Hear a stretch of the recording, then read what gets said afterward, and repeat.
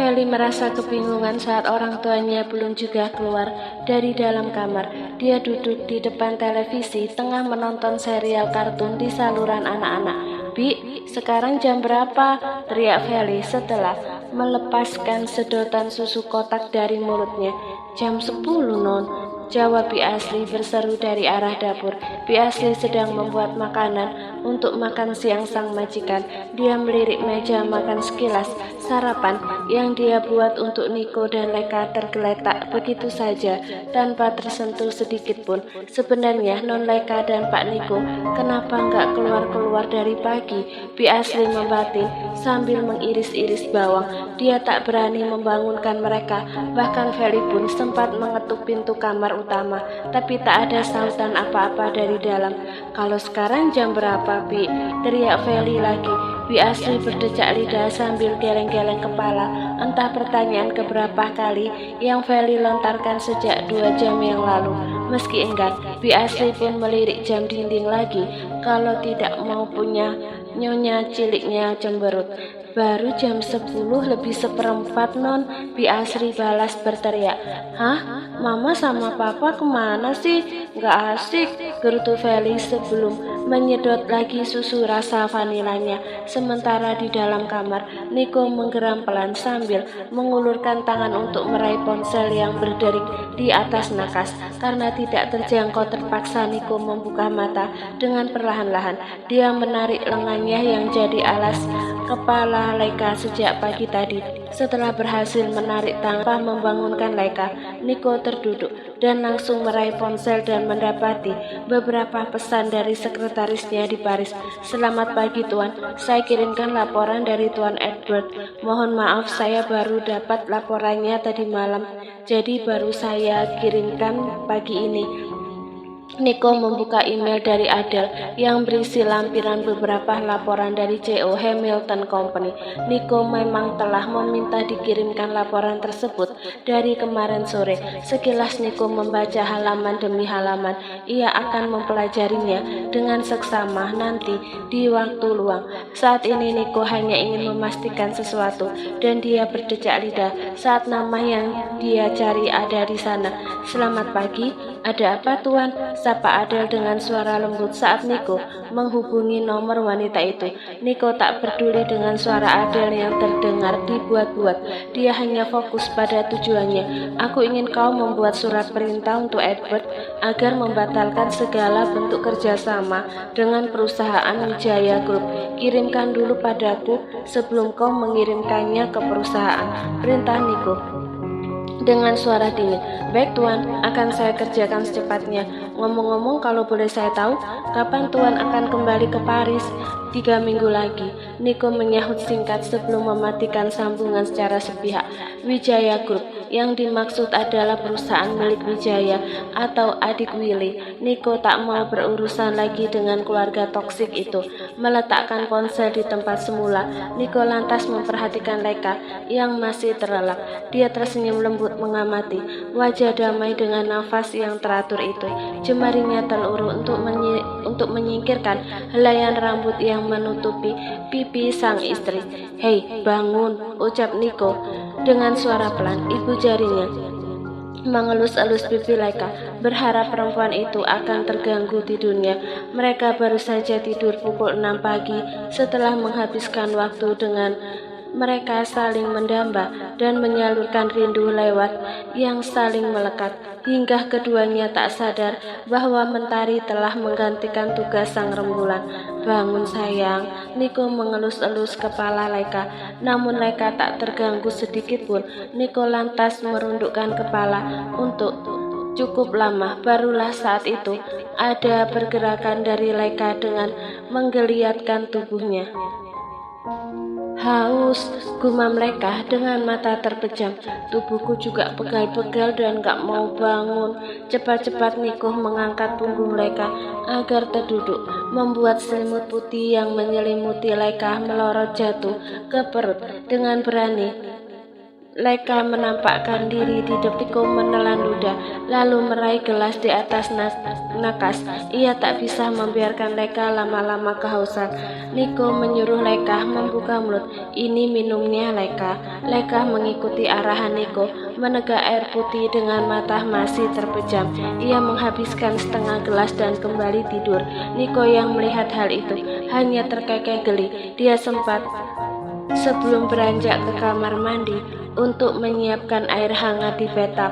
Setelah air di dalam bathtub penuh dan diselimuti busa beraroma ros, Niko kembali ke kamar. Ia menyibak selimut kemudian mengangkat Leka ke dalam pangkuan untuk dia bawa ke kamar mandi. Dengan hati-hati Niko menurunkan istrinya itu ke dalam bathtub.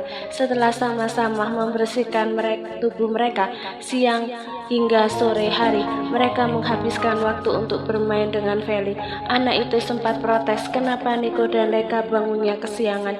Niko berpikir keras untuk mencari jawaban yang mudah ditangkap oleh anak kecil, dan alasan pekerjaan yang membuat mereka begadanglah menjadi pilihan Niko untuk dijadikan alasan. Sore hari menjelang malam, Niko menggandeng tangan Leka dengan posesif memasuki sebuah ballroom hotel. Hari ini akan dilaksanakan pesta pertunangan antara Keanu dan Cindy. Awalnya Leka sama sekali tak menyangka saat mendengar cerita dari Cindy yang mengatakan dia akan bertunangan dengan Keanu. Hubungan mereka terbilang berjalan sangat cepat dan mulus. Orang tua Keanu pun langsung setuju saat pertama kali bertemu dengan Cindy, dan malah orang tuanya lah yang mendorong Keanu agar segera menikahi sang kekasih. Ballroom itu tampak ramai meski acara belum dimulai. Leka mengenali banyak teman-teman sekelasnya sewaktu SMA yang juga ikut hadir sore itu. Rupanya Cindy mengundang teman dekat mereka. Selamat sore Om, Niko menyapa orang tua Keanu dengan ramah. Oh hai Nick, seru ayah Keanu sumringah lalu menyalami Nick. Tunggu, ini keponakan kamu yang dulu sering dibawa ke rumah Om kan? Niko tersenyum mengangguk.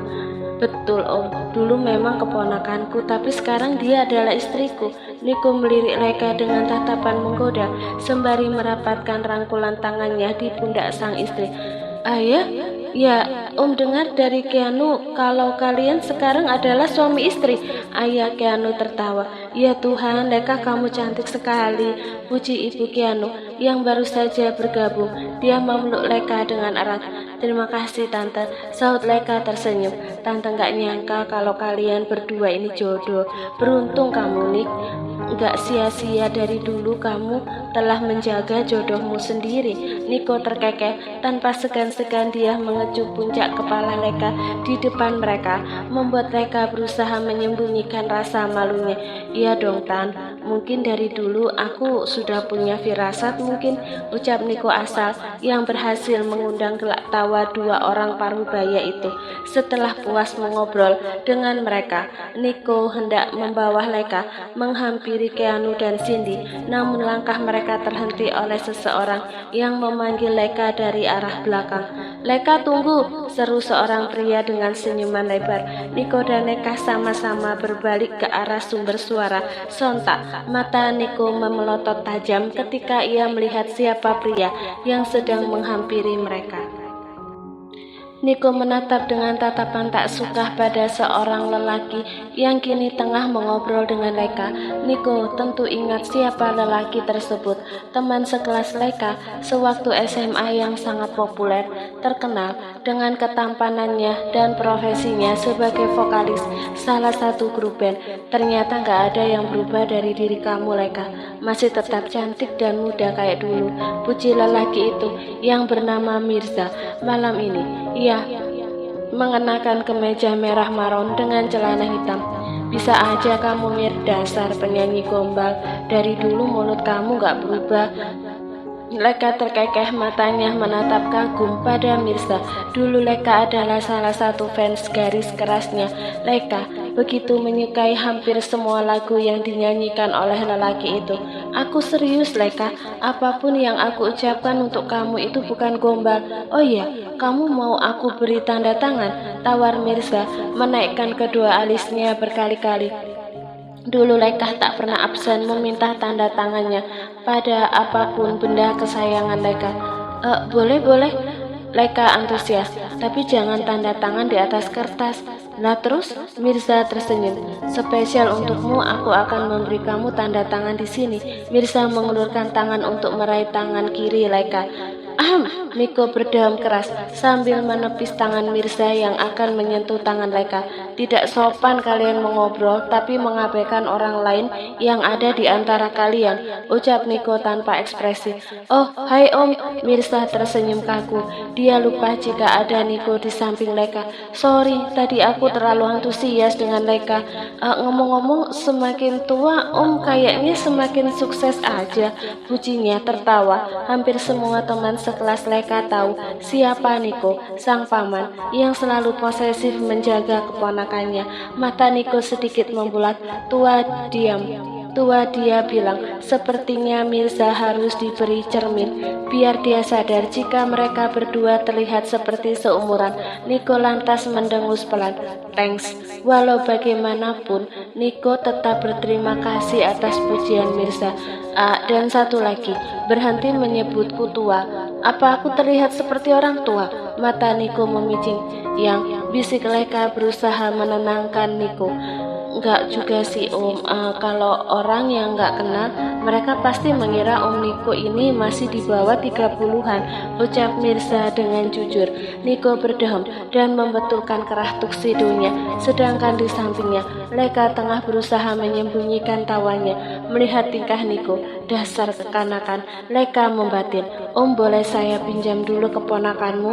Aku ingin bernostalgia masa-masa SMA dengan Leka, celetuk Mirza tanpa tahu apa-apa. Dia bukan keponakanku lagi, tapi telah jadi istriku sekarang, ucap Niko penuh penekanan. Niko mengeratkan rangkulannya di pinggang sang istri dan tersenyum tipis saat Mirza terlihat begitu terkejut. Istri? Iya Mir, kami telah menikah. Leka balas merangkul pinggang Niko diiringi sebuah senyuman. Mirza menatap sepasang suami istri itu tak percaya saat resepsi pernikahan Leka dan Niko. Mereka memang tidak mengundang teman lama, jadi bisa dipastikan masih belum banyak yang tahu tentang pernikahan mereka. Tanpa tunggu lama, Niko segera membawa Leka pergi dari hadapan lelaki itu.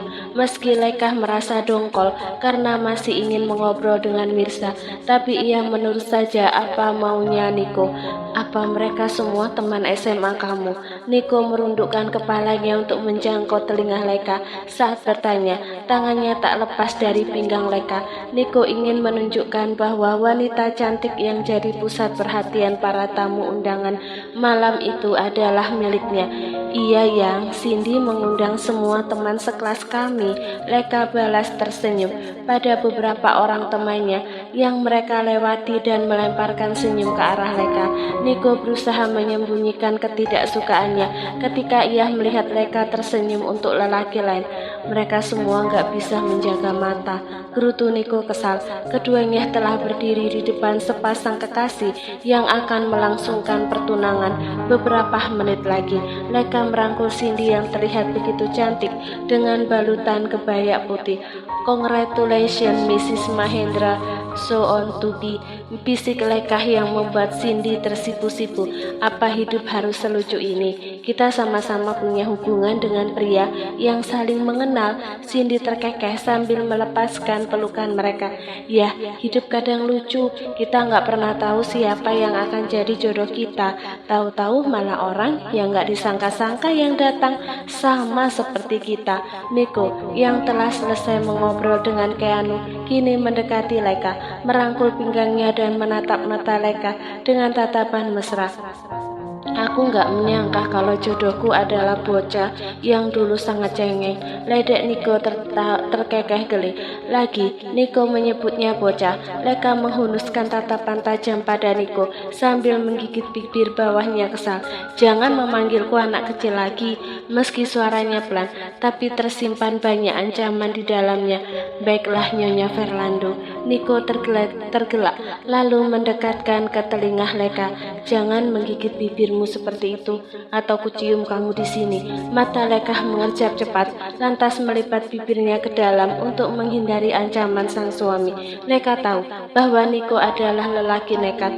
Meski terkesan tidak tahu malu, tapi ancaman Niko bukan omong kosong.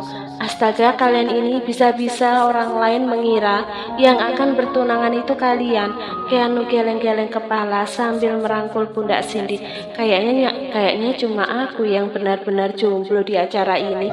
Keluh Rafael yang baru saja tiba. Mana pacar Koreamu itu, Raf? Tanya Leka curiga. Jangan-jangan kamu udah mutusin dia? Tebak Cindy yang ditambah anggukan oleh Leka. Mereka sama-sama tahu sifat lelaki itu. Rafael menjawab dengan bahu yang terkulai pasrah. Apa aku terlihat kurang tampan? Leka dan Cindy sama-sama memutar bola matanya malas. Bukan kurang tampan, hanya saja Rafael terlalu perfeksionis. Andai ada cewek secantik kamu, Le, aku gak akan mutus. Ups. Rafael sontak menutup mulut dengan sebelah tangan saat mendapatkan tatapan tajam dari Niko. Dia mengacungkan dua jari membentuk huruf V, diiringi cengiran di bibirnya. Proses acara pertunangan itu pun berlangsung dengan khidmat. Sepasang kekasih itu saling memasangkan cincin di jari manis. Tepuk tangan para tamu undangan terdengar riuh, saling bersahutan dengan suara MC yang tak kalah ramai. Leka menyeka sudut mata, merasa terharu menyaksikan sahabatnya sejak remaja kini menemukan pendamping hidupnya sebaik Keanu.